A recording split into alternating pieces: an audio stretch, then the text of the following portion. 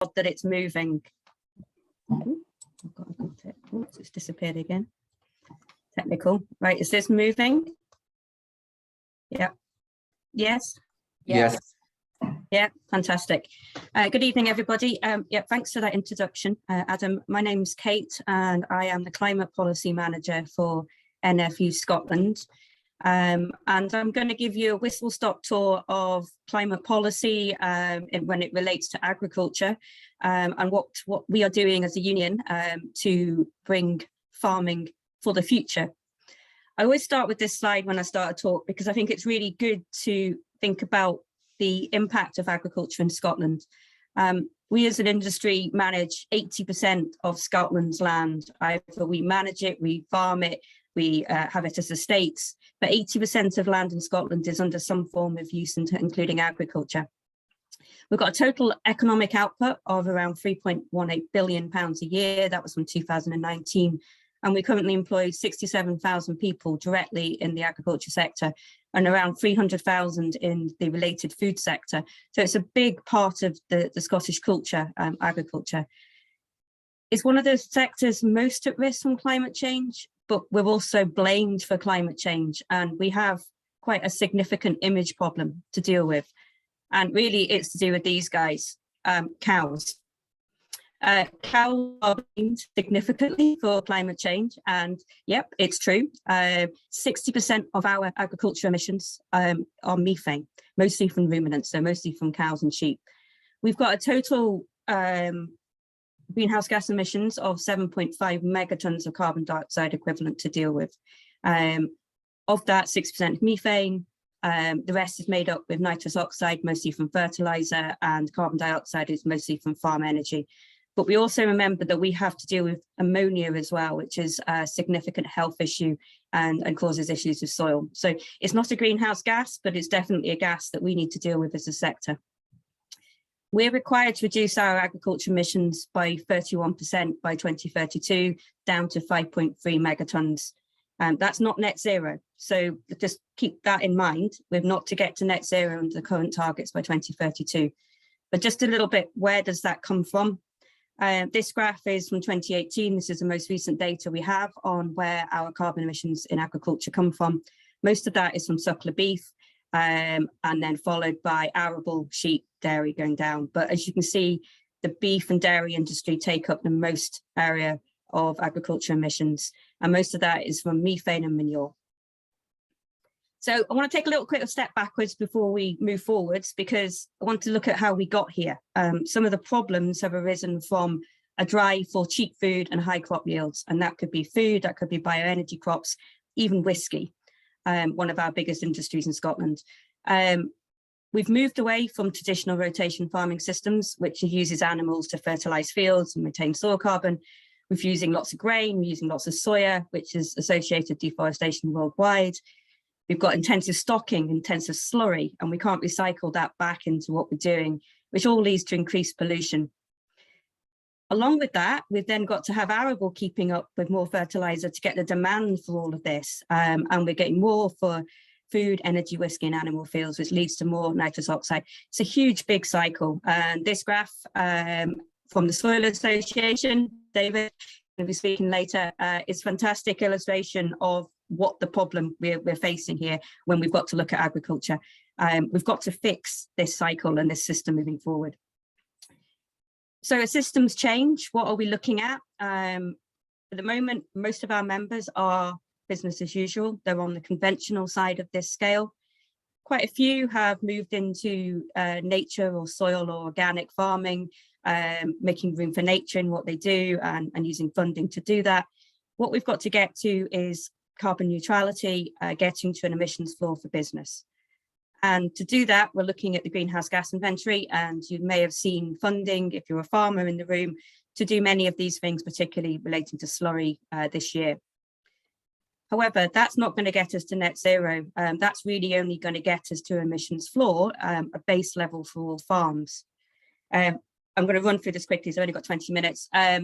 Methane, lots of different things that we can do to tackle methane, including efficiency, looking at slurry, potentially looking at methane inhibitors, different types of foods, Nitrous oxide is really about crops and looking at fertilizer, looking at types of crops that we use. And again, lots to do with manure with livestock. Carbon dioxide is all about energy.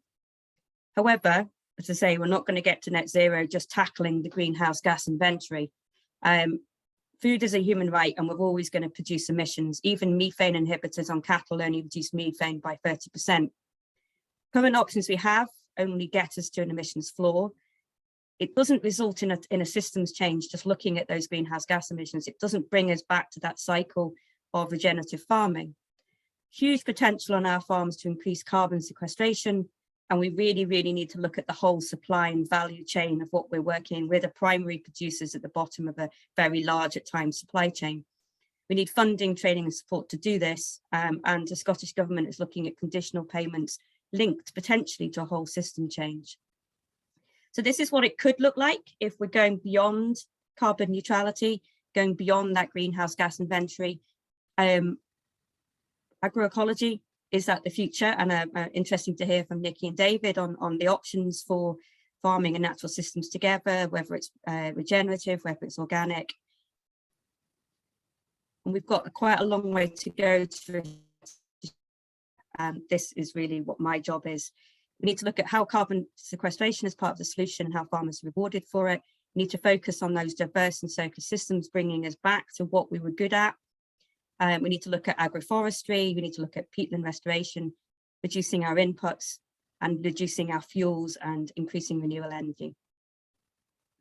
Just a bit of a breath, because there's quite a lot of other policy options that we could be looking at as well. And we may want to talk a bit more about, for example, food security and the amount that we import. We have quite a significant consumption emissions in the UK. So we could buy in only low carbon impact fruit and veg to reduce those. But what happens if about food security? We need diversity of food sources to protect food security. We've only ever really got up to 75% during World War II. We're currently at 60% of our food being grown in the UK at the moment. There's lots of risks to food security. Climate change is a particularly important one, but a bad harvest and our reliance on food and fertilizer until we've been able to change our system. We may be able to use vertical farming to supplement our crops in urban areas. Human diet changes is a really big one. It's a really interesting debate around the world about having less meat in our diets and whether that should be sustainable meat and not imported. But there's a debate about how we do that. 90% of the population currently eats meats on a regular basis, and how do we reduce that number? And will a forced change in food choice result in a forced change in domestic production? All questions we could discuss later. A couple of other things about productivity. Can we produce more from less? And we also need to look at local supply and production chains, as I said. And we need to significantly readdress the issue of the urban and rural link and how we feed people in our cities. Just a couple of current issues that we're having to deal with as well. There's competition between the types of crops we're growing on land, whether that's forestry or energy or whiskey, and the food we produce. A loss of land is happening. We're losing land for sustainable cows and sheep to forestry. And we have to remember that significant land use change usually means the demand pops up well elsewhere, increasing consumption emissions. There's a huge investment market at the moment in carbon credits and offsetting. Other industries are using agricultural land as a benefit to offset their own emissions, which means the carbon credits that we have are potentially going outside of agriculture, and farmers are potentially losing those to offset any remaining emissions themselves. And the supply chain is looking at getting wholly to net zero. They're looking at tackling farming's emissions and how does that work with conditionality moving forward. So what are we working on? Post-European Union, we need a new agriculture bill, policy and funding mechanism, although the Scottish Government have said that where practical, they will track what the European Union is doing. We need our policies to be practical, need them to be holistic and properly funded and realistic, delivering sustainable agriculture.